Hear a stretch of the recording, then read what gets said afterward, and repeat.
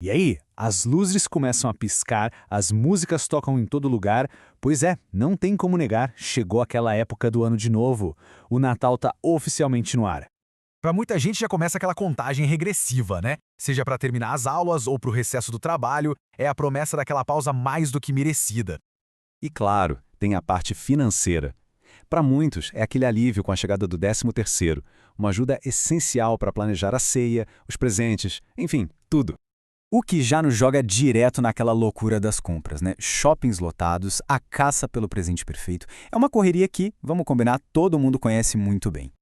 Ok, mas no meio de toda essa agitação, vale a pena a gente dar uma paradinha e se perguntar: o que de fato a gente está comemorando? Para além das compras, das festas, qual é a verdadeira essência disso tudo? Hoje a gente vai tentar desembrulhar essa resposta, olhando pela perspectiva da fonte que usamos para essa análise. Para organizar essa nossa conversa, vamos seguir 4 pontos principais. Primeiro, a gente vai falar sobre o papel da família. Depois, vamos ver o Natal como um sinal de esperança.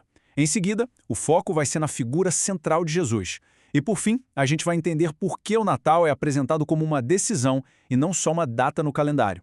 Então, vamos começar pelo primeiro pilar, a família. De acordo com a fonte que a gente analisou, antes de mais nada, o Natal é, na sua raiz, uma história sobre família. É a partir desse núcleo que todo o resto parece ganhar sentido. E para ilustrar essa ideia, a nossa fonte usa uma metáfora bem interessante, a da compota. Sabe aquele doce de fruta que fica guardado num pote de vidro?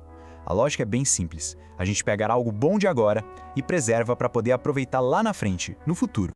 O fascinante é como isso se encaixa no Natal. O processo é basicamente o mesmo que a gente vê aqui. Primeiro tem o passo de colher, que seria reunir as experiências e os valores da família. Depois vem o preservar, que é guardar esses valores com intenção. E por último, o abrir no futuro, que é quando a gente passa essas tradições adiante, para os filhos, para os netos. Então, toda vez que a gente monta a árvore ou reúne todo mundo para ceia, é como se a gente estivesse abrindo um pote dessa compota. E o que tem dentro? Valores como tradição, esperança, generosidade e tantos outros que formam o espírito dessa época. Indo agora para o nosso segundo ponto. A análise mostra que o Natal vai além da união da família. Ele é apresentado como um sinal poderoso de esperança, um lembrete de que a vida sempre encontra um jeito de recomeçar. A fonte até traz uma memória pessoal que ilustra isso de um jeito muito bonito. A imagem dos pinheiros que, mesmo no inverno mais pesado, continuam ali, verdinhos, como um sinal de que a vida persiste e que a primavera vai chegar. É uma bela imagem para a esperança, não acha?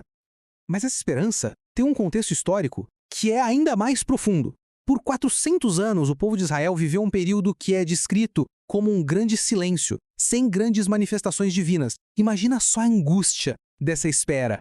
E então, como a gente vê aqui nessa linha do tempo, depois de 4 longos séculos de expectativa, o silêncio finalmente é quebrado. O Natal chega como o cumprimento de profecias muito antigas. É a promessa que finalmente se torna realidade, trazendo uma nova esperança para o mundo, depois de gerações e gerações de espera. E essa promessa cumprida nos leva direto ao coração da nossa análise, ao terceiro ponto. Aqui, a fonte argumenta que, se a gente tirar todos os outros elementos, sobra só um que é essencial, que é inegociável: a figura de Jesus. A fonte faz uma distinção bem direta aqui. De um lado, coloca o que chama de símbolos vazios, como figuras comerciais, tradições e músicas que muitas vezes deixam de fora a origem da data. Do outro lado, posiciona Jesus como o centro verdadeiro e único de toda a celebração. A mensagem é enfática, é direta e para a fonte não tem discussão. Natal é Jesus.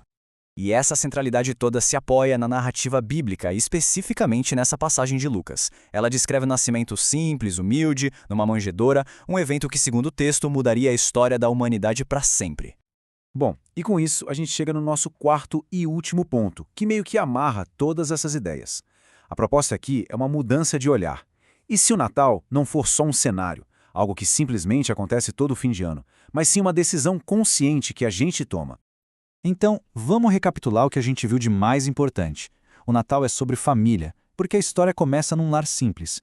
É sobre esperança, porque marca o fim de um silêncio muito longo. E, acima de tudo, é sobre Cristo, o verdadeiro centro da festa. E o que a gente faz com isso? A ideia é preservar esses valores, como naquela compota, para as próximas gerações. E a gente encerra com essa reflexão final. A ideia de que celebrar o Natal vai muito além de seguir uma tradição. É uma escolha ativa sobre o que ou quem a gente decide colocar no centro da nossa celebração. No fim das contas, a mensagem é que Natal não é só um cenário, é uma decisão.